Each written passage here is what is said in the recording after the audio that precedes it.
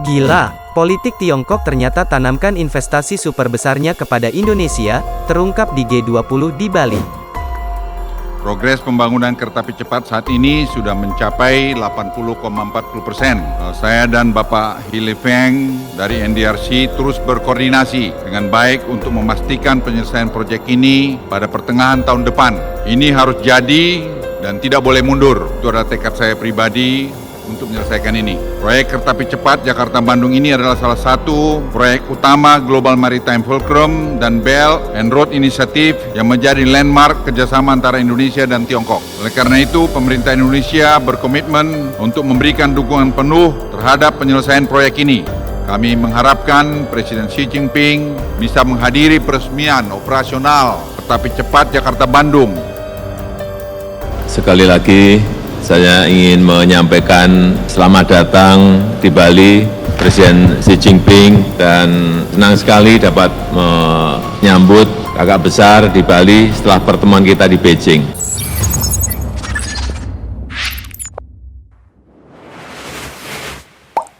Sahabat bagi-bagi, pada siaran live kemarin, Presiden kita yaitu Presiden Jokowi yang memimpin G20 ini, sangat menghasilkan karyanya yang luar biasa, dan sangat besar sekali, melebihi dari hal-hal sebelumnya.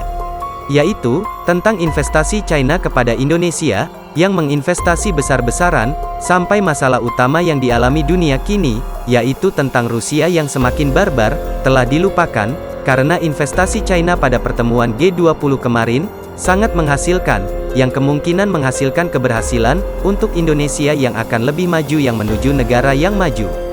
Hal tersebut sampai merekrut lebih dari 7.000-an, untuk lowongan pekerjaan, sampai banyak lagi investasi Tiongkok kepada Indonesia, yang sebelumnya terjadi, kini semakin banyak semenjak pertemuan G20 diadakan Indonesia. Menurut Mimin sendiri, hal ini adalah sesuatu yang sangat membahagiakan bagi Indonesia, lantaran, investasinya China bakalan tak main-main, yang kemungkinan melebihi kebesaran investasinya dari Uni Emirat Arab. Walaupun Uni Emirat Arab sudah bangun masjid besar di Solo, sampai 300 miliar, tetapi China masih lebih baik dengan investasinya yang mencapai lebih dari itu. Mau tahu seberapa besarnya? Mari kita tonton sampai habis agar kalian tidak salah paham. Sahabat bagi-bagi, oke, mari kita bahas ini terlebih dahulu, agar pengetahuan kalian bertambah setelah kalian tahu asal mulanya. Indonesia memiliki potensi yang sangat besar pada sektor ekonomi digital, sebagai salah satu keunggulan dalam menunjang transformasi ekonomi. Pada tahun 2021, terdapat 21 juta konsumen ekonomi digital di Indonesia dengan pertumbuhan yang terus meningkat dengan signifikan, terutama di wilayah pedesaan, termasuk wilayah yang ditempati Mimin ini. Tercatat 72% konsumen ekonomi digital baru ada di wilayah pedesaan. Selain itu, Indonesia juga memiliki tingkat pemanfaatan ekonomi digital yang tinggi, dengan 98% pedagang telah menggunakan pembayaran digital, dan 59% memanfaatkan pembiayaan digital.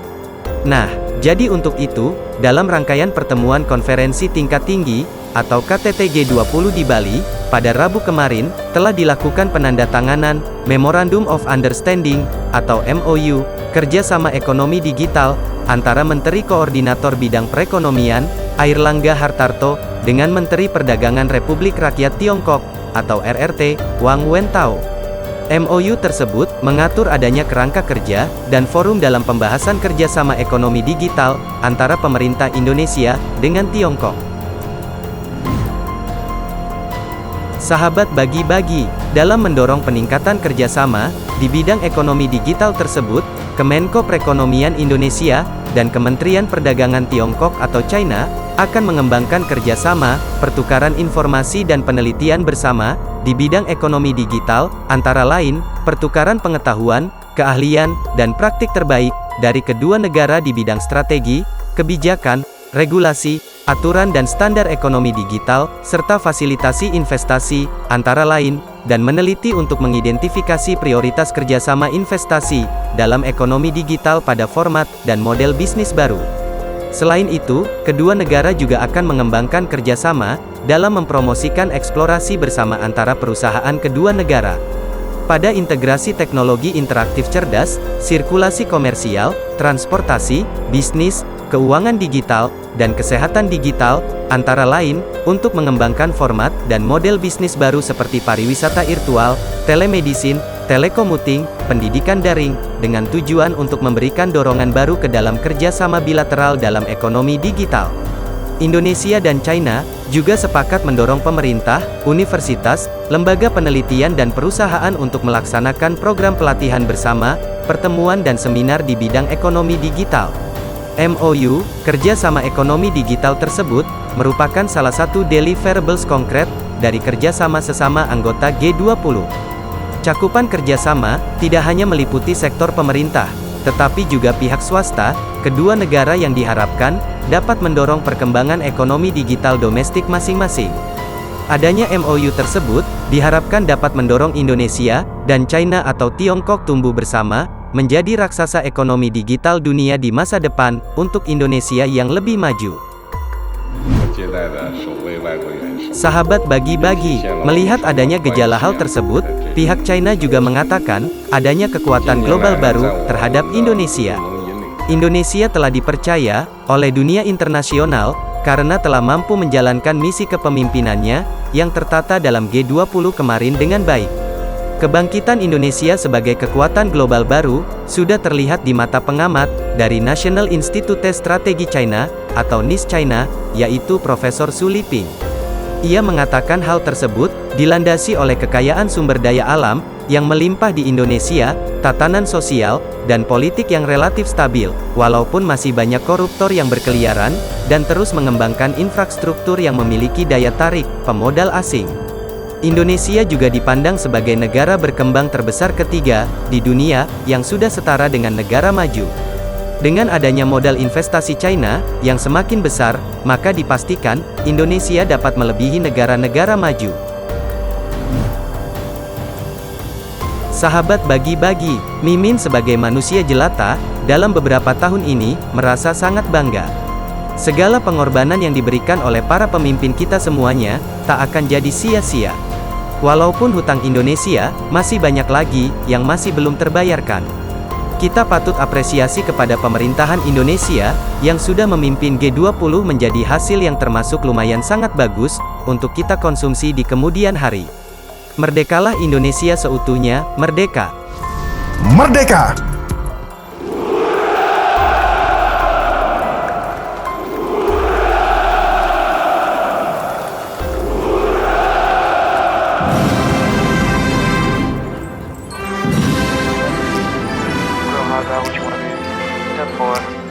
Everybody just do your thing.